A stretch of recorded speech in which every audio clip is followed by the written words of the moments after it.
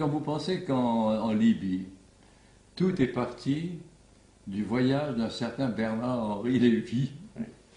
Oui. Monsieur, vous qui fûtes ministre des Affaires étrangères, Oui. que pensez-vous de votre successeur? Écoutez, Monsieur Lévy, Vous êtes fier vous êtes fier de succéder à Vergène et à Talleyrand. Oui. Que pensez-vous de votre successeur, monsieur Lévy? Je n'ai pas le sentiment de voir un successeur ou un héritier même qui puisse être Monsieur Lévy. Écoutez, une Américaine me téléphonait ces jours-ci, me disant, je n'arrive pas à comprendre ce qui se passe, Jacques, expliquez-moi. Je lui dis, mais qu'est-ce qui se passe?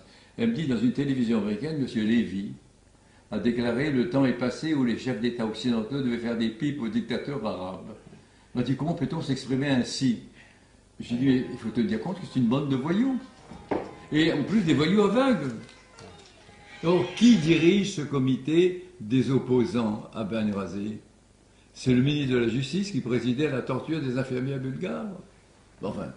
Comme dans le cas de l'Irak, si vous vous souvenez bien, tous les prétextes ont été trouvés et seront apparemment légitimés pour justifier le vote des résolutions.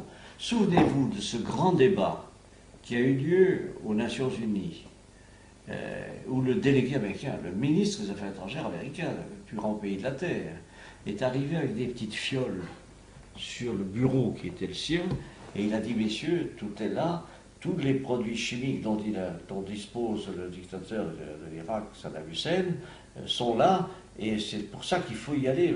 Et après, on a prouvé qu'il y avait... Des mauvaises langues disaient que c'était Bernard-Henri Lévy qui dans les toilettes avait pissé dans les... Toujours lui. C'est vrai qu'il est partout, lui. Il est partout. Mais c'est terrifiant. C'est un penseur. Non mais écoutez, c'est terrifiant. Moi, en tant que Français, encore une fois, de voir que c'est ce monsieur qui devient le porte-parole de l'engagement des troupes françaises en Libye. Qui entre à l'Élysée sans passer par les contrôles habituels, qui parle depuis le perron, qui appelle de là-bas le président de la République pour lui dire voilà ce qu'il faut faire, etc.